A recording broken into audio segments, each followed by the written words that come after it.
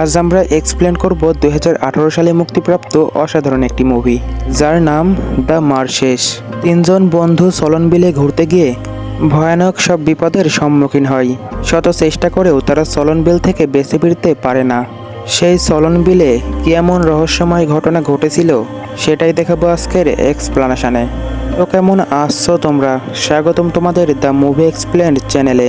তাহলে চলুন আর বেশি দেরি না করে মুভির কাহিনী শুরু করা যাক। গল্পের শুরুতে আমরা পিয়া নামের এক মেয়েকে দেখতে পাই, যে ছিল একজন বায়োলজি স্টুডেন্ট। ছোটবেলা থেকে ইচ্ছা ছিল সে বিজ্ঞান নিয়ে গবেষণা করবে, এজন্যই সে বায়োলজি নিয়ে পড়াশোনা করেছিল। পিয়ার একজন কলিগ ছিল, যার নাম ছিল বেন। বেন ও পিয়া একই সঙ্গে পড়াশোনা করত। আপাতত ছোট্ট একটি গবেষণার জন্য সলনবিল থেকে তাদের কিছু স্যাম্পলের প্রয়োজন ছিল। এই জন্য পিয়া, বেন ও ওয়েল নামের একজন স্টুডেন্টকে নিয়ে সেই স্যাম্পল কালেক্ট করার জন্য চলে যায়। সলনবিল তাদের ক্যাম্পাস থেকে অনেকটাই দূরে ছিল, এই জন্য সবাই প্রয়োজনীয় জিনিসপত্রগুলো সঙ্গে করে নিয়ে যাচ্ছিল। গাড়ি চালিয়ে যাওয়ার সময় ওয়েল ম্যালেরিয়া নিয়ে কিছু কথা বলে, কিন্তু বেন হেসে বলে, চিন্তা করো না, এই মৌসুমে ম্যালেরিয়ার ভয় নেই। আসলে বেন ও পিয়া এর আগেও এখানে স্যাম্পল নিতে এসেছিল, কিন্তু ওয়েল এবার নতুন ছিল। কিছুক্ষণ পর তারা একটি তেলের পাম্পে অবস্থান করে, কারণ গাড়িতে তেল ফুরিয়ে গিয়েছিল। কিন্তু গাড়িতে তেল তোলার সময় পিয়ার সাথে এক অজানা ব্যক্তির ঝগড়া বেঁধে যায়। পিয়া ওই ব্যক্তির সাথে ঝগড়ায় না জড়িয়ে গাড়িতে তেল তোলার পর তাড়াতাড়ি ওখান থেকে বেরিয়ে পড়ে। প্রায় 4 থেকে 5 ঘন্টা গাড়ি চালানোর পর অবশেষে তারা তাদের গন্তব্যে পৌঁছে যায়। সন্ধ্যা ঘনিয়ে আসায় তারা জঙ্গলের পাশেই ক্যাম্প তৈরি করে এবং রাতটা কোনোভাবে কাটানোর পর পরের দিন সকালবেলা তারা বিলের মধ্যে স্যাম্পল কালেক্ট করতে চলে যায়।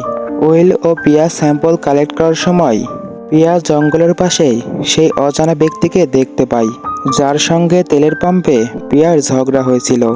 লোকটার নাম ছিল জ্যাক। জ্যাক তার স্ত্রীকে সাথে নিয়ে গাছের সাথে একটি পশুকে ঝুলিয়ে তার মাংস ছাড়াচ্ছিল। পিয়া এসব দেখে ভীষণ রেগে যায়, কারণ কোনো ধরনের পারমিশন ছাড়াই তারা জঙ্গলের পশু শিকার করছে। প্রিয়া জ্যাককে পারমিশন কার্ড দেখাতে বললে জ্যাকের স্ত্রী অ্যামেন্ডা বলে, আমাদের কাছে পারমিশন আছে। কিন্তু পিয়ার তাদের কথা বিশ্বাস হয় না, এই জন্য সে ক্যামেরা বের করে তাদের ভিডিও করতে শুরু করে। পিয়ার এইসব কর্মকাণ্ড দেখে জ্যাক ভীষণ রেগে যায়। সে হাতাহাতিতে জড়িয়ে পড়ার আগেই ওয়েল সেখান থেকে পিয়াকে নিয়ে চলে যায়। রাতের বেলা সবাই যখন ক্যাম্পে অবস্থান করছিল, তখন অদ্ভুত এক শব্দ তাদের কানে ভেসে আসে। ওয়েল ও বেন বিষয়টাকে তেমন গুরুত্ব না দিলেও পিয়া একটু চিন্তিত হয়ে পড়ে, কারণ জ্যাক যে কোনো সময় তাদের ক্ষতি করতে পারে। পরের দিন সকালবেলা তারা সবাই ঘুম থেকে উঠে দেখতে পায় তাদের ক্যাম্পের পাশেই পশুটার মাথা আগুন দিয়ে পুড়িয়ে দেওয়া হয়েছে। এটা দেখে পিয়া অনেক ভয় পেয়ে যায়। পিয়া বুঝতে পারে এইসব কিছু জ্যাক করেছে। পিয়া ক্যাম্পে তার ক্যামেরাটাকে খুঁজে পায় না, অর্থাৎ কাল রাতে জ্যাক সেটা নিয়ে চলে গিয়েছে। ওয়েল ও বেন বলে, আমাদের পুলিশকে খবর দেওয়া উচিত। পিয়া বলে, পুলিশকে খবর দিয়ে কোনো লাভ নেই, কারণ পুলিশ আসার আগেই তারা এখান থেকে পালিয়ে যাবে। আমাদের অন্য কিছু চিন্তা করতে হবে। স্যাম্পলগুলো কালেক্ট করে আমাদের এখান থেকে তাড়াতাড়ি চলে যেতে হবে। পিয়া ওয়েলকে সাথে নিয়ে আবারও স্যাম্পল কালেক্ট করতে চলে যায়। যতটা সম্ভব পিয়া তার কাজগুলো তাড়াতাড়ি করার চেষ্টা করছিল।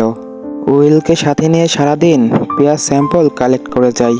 রাতের বেলা পিয়া যখন তার ক্যাম্পে ঘুমাচ্ছিল, তখন ভয়ঙ্কর একটি স্বপ্ন দেখে পিয়া ঘাবড়ে যায়। জঙ্গলে আসার পর থেকেই সে প্রতিদিন রাতে এইরকম ভয়ানক সব স্বপ্ন দেখছিল। রাতটা কোনোভাবে কাটানোর পর পরের দিন সকালবেলা পিয়া উইলকে বেনের সঙ্গে স্যাম্পল কালেক্ট করতে পাঠিয়ে দেয় এবং পিয়া একাই বিলের অন্য পাশে স্যাম্পল কালেক্ট করতে চলে যায়।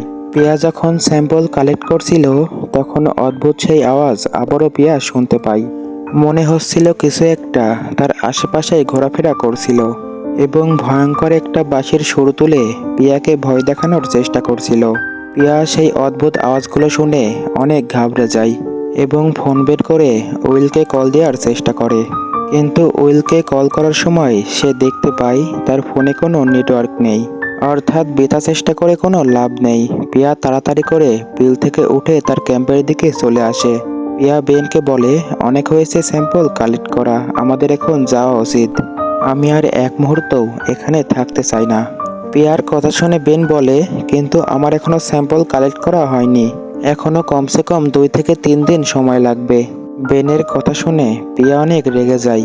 পিয়া বেনের সাথে রাগারাগি করলে বেন বলে, ঠিক আছে, আমি কালকের মধ্যে যতটা সম্ভব স্যাম্পল কালেক্ট করার চেষ্টা করব। অর্থাৎ আজ রাতেও তাদের এখানে থাকতে হবে। রাতের বেলা পিয়া যখন তার ক্যাম্পে শুয়েছিল, তখন বাইরে থেকে একটি হাত তার ক্যাম্পে প্রবেশ করে এবং দেখতে দেখতেই বিশাল আকৃতির একজন মানুষ তার উপর চাকু দিয়ে আক্রমণ করে দেয়। পিয়া আক্রমণ থেকে বাঁচার আপ্রাণ চেষ্টা করে যাচ্ছিল, কিন্তু কিছুতেই সে দৌড়ে পালাতে পারছিল না। পিয়ার হঠাৎ করে ঘুম ভেঙে গেলে আমরা বুঝতে পারি এটা একটা স্বপ্ন ছিল, কিন্তু অদ্ভুত বিষয় হলো তার কাছে স্বপ্নটা যেন সত্যি মনে হচ্ছিল। যাই হোক, রাত পেরিয়ে সকাল হয়ে গিয়েছিল। বেন ও উইল পিয়াকে ক্যাম্পে রেখেই তারা স্যাম্পল কালেক্ট করতে চলে যায়। উইল ও বেন হাঁটতে হাঁটতে একটি ঘাসের জমিতে চলে আসে এবং ঘাসের জমি পেরিয়ে যাওয়ার সময় তারা সামনেই কিছু রক্তের দাগ দেখতে পায়। উইল ভয় পেয়ে যায়, কিন্তু বেন বলে, হয়তো জ্যাক নামের ওই লোকটা কোনো পশু শিকার করেছে। উইল সেখানে পিয়ার ক্যামেরাটি পেয়ে যায়, যেটার গায়ে রক্ত মেখেছিল। ক্যামেরাটি সেখান থেকে নিয়ে তারা সামনের দিকে এগোতে শুরু করে। এদিকে পিয়া ক্যাম্পে একাই ছিল। সে উইল ও বেনের জন্য অপেক্ষা করছিল। স্যাম্পল কালেক্ট করা হয়ে গেলে তারা এখান থেকে চলে যাবে। কিন্তু কিছুক্ষণ পর পিয়া সেখানে একটি কুকুর দেখতে পায়। কুকুরটির পুরো শরীর একদম রক্ত দিয়ে মাখানো ছিল। কুকুরটি ছিল জ্যাকের। এই জন্য সে অনেক ভয় পেয়ে যায়। জলদি সে তার ব্যাগ কাঁধে নিয়ে উইল ও বেনকে খুঁজতে বেরিয়ে পড়ে। এদিকে বেন ও উইল ঘাসের জমি থেকে বের হওয়ার সময় তারা অদ্ভুত কিছু আওয়াজ শুনতে পায়। বেন ও উইল অনেক ভয় পেয়ে যায়। তারা দৌড়ে ঘাসের জমি বের হয়ে একটি খোলা জায়গায় চলে আসে। তখন তারা পিয়াকেও ঘাসের জমি থেকে বের হতে দেখে, অর্থাৎ পিয়া বেনদের খুঁজতে খুঁজতে এখানে চলে এসেছে। পিয়াকে দেখে বেন বলে, তুমি এখানে কি করছো? তোমার তো ক্যাম্পে থাকার কথা। পিয়া বলে, আমি ক্যাম্পে একটি কুকুর দেখেছি, যার পুরো শরীর একদম রক্ত দিয়ে মাখানো ছিল। আমি অনেক ভয় পেয়ে যাই, তাই তোমাদের খুঁজতে খুঁজতে এখানে চলে এসেছি। উইল বলে, আচ্ছা ঠিক আছে, এই দেখো ঘাসের জমিতে আমরা তোমার ক্যামেরাটা খুঁজে পেয়েছি। উইলের হাত থেকে ক্যামেরা নিয়ে পিয়া যখন সেটা চেক করতে যায়, তখন সে দেখতে পায় জ্যাক তার শিকারের ছোট্ট একটি ভিডিও রেকর্ড করেছিল। কিন্তু যখন সে পশুটাকে শিকার করতে যাবে, ঠিক তখনই একটি অদ্ভুত জিনিস তার উপর হামলা করে দেয় এবং তাকে মেরে ঘাসের জমিতে টেনে নিয়ে যায়। ভিডিওটি দেখে সবাই অনেক ভয় পেয়ে যায়, কারণ এই মুহূর্তে তারা ওইখানেই দাঁড়িয়েছিল। প্রচণ্ড ভয়ে তারা পেছন থেকে সরতে লাগলে তখনই ঘাসের ভিতর থেকে জ্যাক হাত পা বাঁধা অবস্থায় বেরিয়ে আসে। কিন্তু জ্যাককে সাহায্য করার আগেই কোনো অদৃশ্য শক্তি তাকে ঘাসের মধ্যে আবারও টেনে নিয়ে যায়। জ্যাককে বাঁচানোর জন্য তারাও ঘাসের মধ্যে প্রবেশ করলে কিছুক্ষণ পর তারা একটি খোলা জায়গায় এসে পৌঁছায়, যেখানে সামনেই জ্যাককে মৃত অবস্থায় একটি গাছের সঙ্গে ঝুলিয়ে রাখা হয়েছিল। কোনো মানুষকে এত অল্প সময়ের মধ্যে এভাবে টেনে নিয়ে এসে ঝুলিয়ে রাখা কোনো সাধারণ মানুষের পক্ষে সম্ভব ছিল না।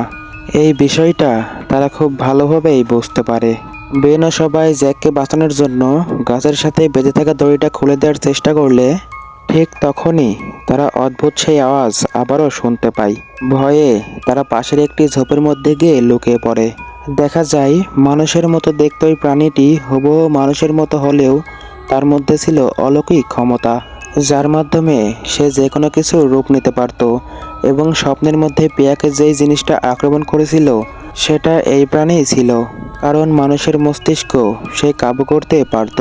পিয়াও সবাই ভয়ে থরথর করে কাঁপছিল, কারণ প্রাণীটি জ্যাকের শরীর 2 ভাগ করে জ্যাকের চোখ ও মস্তিষ্ক কেটে নিয়ে চলে যায়।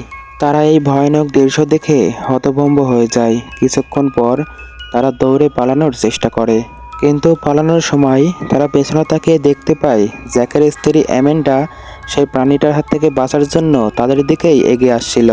পিয়া তাড়াতাড়ি করে অ্যামেন্ডাকে সাথে নিয়ে আবারও ঘাসের জমিতে লুকিয়ে পড়ে, কিন্তু আবারও তারা সেই ভয়ানক আওয়াজ শুনতে পায়। অদ্ভুত সেই তীব্র আওয়াজে সবার মস্তিষ্ক যেন অবশ হয়ে যাচ্ছিল, তাদের শরীর যেন তারা একটুও নাড়াতে পারছিল না।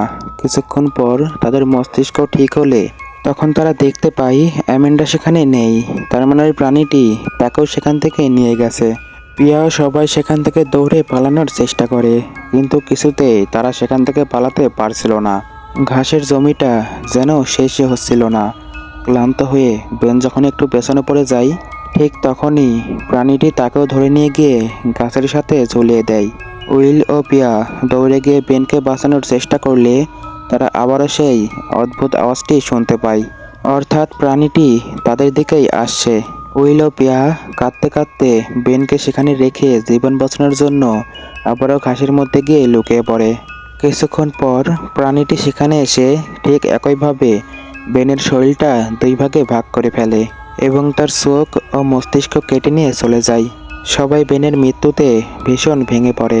পিয়া কাঁদতে কাঁদতে উইলকে বলে, আমাদের হাল ছাড়লে চলবে না, যেভাবেই হোক আমাদের এখান থেকে বেরোতে হবে।